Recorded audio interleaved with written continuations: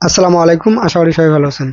কবুতরের পায়রা বাড়ি কিভাবে চিনবেন আজকে আপনাদেরকে এই ভিডিওর মাধ্যমে দেখাবো।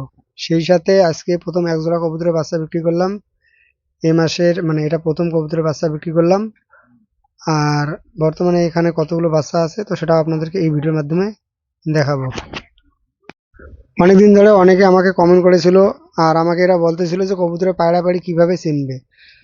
যেহেতু অনেকদিন ধরে তারা আমাকে কমেন্ট করেছিল পায়রাপাড়ি কিভাবে চিনবে এ নিয়ে একটা ভিডিও করার জন্য। তো আজকে তাদের সেই প্রশ্নের উত্তরে আজকের এই ভিডিওটা তৈরি করা। প্রথমে কবুতরগুলোকে খাবার দিয়ে নেব, এরপর আপনাদেরকে দেখাবো কবুতরের মেল ফিমেল আর কবুতরের বাচ্চা। মূলত আমার এই কবুতরগুলোকে ধান গম সরিষা এই তিনটে খাবার দিয়ে থাকি, আপনাদেরকে এর আগে বলেছিলাম। আর এক ভাই মেসেঞ্জারে আমাকে কমেন্ট করেছিল আর আমার কাছ থেকে জানতে চেয়েছিল আমার কবুতরগুলো কি ছেড়ে পালন করি নাকি আবদ্ধ করি। তো এখানে ভাই দেখতে পাচ্ছেন আমার এই কবুতরগুলোকে আমি ছেড়ে পালন করি। কবুতরগুলোকে ছেড়ে পালন করলেও সাধারণত কবুতরগুলো সবসময় ঘরের ভিতরে থাকে, খুব একটা বাড়ির বাইরে থাকে না। মূলত সবসময় এরা ঘরের ভিতরে থাকে। আর শুধুমাত্র পানি খাওয়ার জন্য দেখি যে এরা একটু বাইরে বের হয়, এছাড়া সবসময় ঘরের ভিতরে এরা থাকে। যারা নতুন করে কবুতর খামার শুরু করবেন তো তাদেরকে বলবো কবুতরগুলোকে ছেড়ে পালন করবেন। ছেড়ে পালন করলে কবুতরের বাচ্চার কোয়ালিটি, কবুতরের কোয়ালিটি অনেকটাই ভালো হয়। কবুতর পালন শুরু করার আগে যদি পায়রাপাড়িটা জানা থাকে তাহলে কবুতর পালনে অনেকটাই সুবিধা হবে। যদিও বা প্রথম অবস্থায় পায়রাপাড়ি চেনা খুবই মুশকিল, অন্য অন্য পশু পাখির তুলনায় কবুতরের পায়রাপাড়ি চেনা অনেকটাই মুশকিল। আর প্রথম অবস্থায় এটা হয়তো বুঝতে খুবই অসুবিধা হবে। তো আপনাদেরকে সঠিক একটা ধারণা দেবো যে কিভাবে পায়রাপাড়িটা চিনবেন। আর সেটা যদি বুঝতে নাও পারেন তারপরে আমি যেভাবে বলবো তো এইভাবে যদি আপনারা কবুতর কিনে খামার শুরু করেন তাহলে আপনাদের কোনো রকম অসুবিধা হবে না। আমার হাতে এখন দেখতে পাচ্ছেন দুটো কবুতর, এর মধ্যে এখানে একটা আছে পায়রা, একটা আছে পায়রি। কালোটা হচ্ছে পায়রা, সাদাটা হচ্ছে পায়রি। তবে আপনাদেরকে দেখে হয়তো একই রকম লাগছে, দুটোই পায়রা বা দুটোই পায়রি, এটা আপনাদের হয়তো মনে হতে পারে। আর এর যদি একটু বৈশিষ্ট্য বলি তাহলে বুঝতে পারবেন। এটা হয়তো প্রথম অবস্থায় বুঝতে পারবেন না, কিছুদিন কবুতরগুলো পালন করলে তারপর হয়তো কবুতরটা সম্পর্কে আপনাদের সঠিক একটা ধারণা হবে। এখানে যদি পায়রাটার গলাটা দেখাই তো পায়রাটার গলাটা একটু মোটা হয় আর একটু খাটো হয়, পায়রির তুলনায়। আর এর শরীরের গঠনটা পায়রির তুলনায় একটু মোটা সোটা হয়।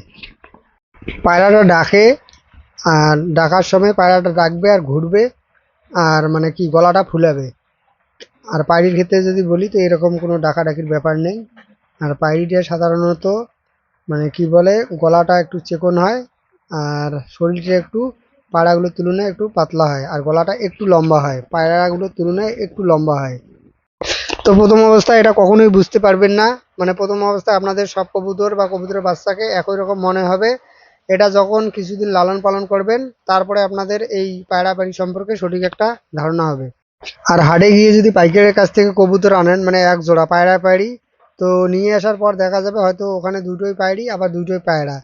খুব কম তাদের কাছ থেকে পায়রাপাড়ি সঠিক জিনিসটা পাওয়া যায়। তো এজন্য বলি যে পায়রাপাড়ি চেনাটা খুবই জরুরি। না চিনে কবুতর নিয়ে আসার ফলে দেখা গেল যে এখান থেকে দুটোই পায়রা অথবা দুটোই পায়রি হলো, তো সেক্ষেত্রে অনেকটা সময় নষ্ট হবে।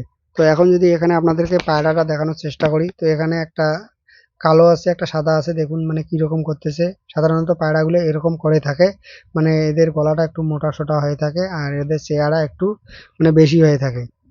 আর এখন যদি আপনাদেরকে পায়রিটা দেখাই তো এখানে সাদাটা দেখুন, এটা হচ্ছে একটা পায়রি।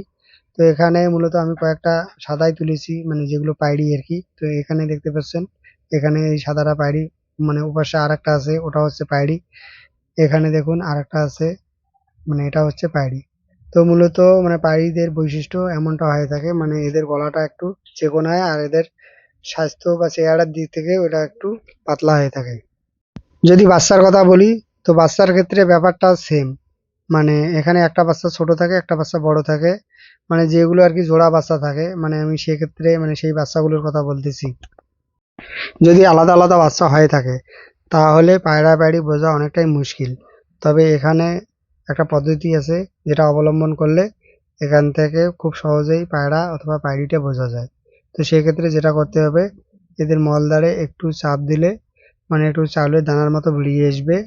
আর যদি আসে তাহলে সেটা বুঝতে হবে পায়রা, আর যদি না আসে তাহলে সেটা বুঝতে হবে পায়রি। তবে এখানে অভিজ্ঞতার দরকার আছে, মানে অভিজ্ঞতা ছাড়া এটা করা সম্ভব নয়। সহজভাবে যদি বলি যে কিভাবে কবুতর কিনে খামার শুরু করবেন বা কবুতর পালন শুরু করবেন, তাহলে প্রথমে যেটা বলতে হয় যে জোড়া বাচ্চা আপনারা কিনবেন, মানে যেগুলো বাচ্চা উড়তে পারে বা খাওয়া শিখেছে। তো এমন বাচ্চা কিনবেন, মানে এখানে একটা পায়রা একটা পায়রি থাকে। তো আপনারা চেষ্টা করবেন জোড়া বাচ্চা কেনার। সিঙ্গেল বাচ্চা কিনবেন না, বড় কবুতর কিনবেন না।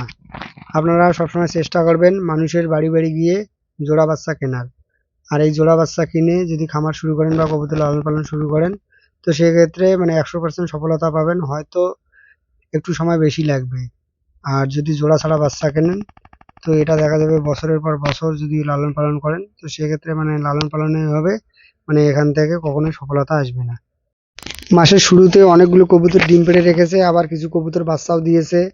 মানে বলা যেতে পারে যে এখানে প্রায় সব ঝুড়িতেই কবুতর ডিম পেড়ে রেখেছে। তো আপনাদেরকে পরবর্তীতে মানে দেখাবো যে কতগুলো কবুতর ডিম পেড়েছে আর কতগুলো কবুতরের বাচ্চা আছে। তো এই নিয়ে পরবর্তীতে আপনাদেরকে আরেকটা ভিডিওর মাধ্যমে জানিয়ে দেবো। সেই সঙ্গে আজকে মাসের শুরুতেই এক জোড়া কবুতরের বাচ্চা বিক্রি করে দিলাম। তো আপনাদেরকে পরবর্তীতে জানাবো যে এখান থেকে টোটাল এই মাসে আমি কত জোড়া কবুতরের বাচ্চা পেলাম। তো আজকে এ পর্যন্ত। ভালো থাকুন, সুস্থ থাকুন।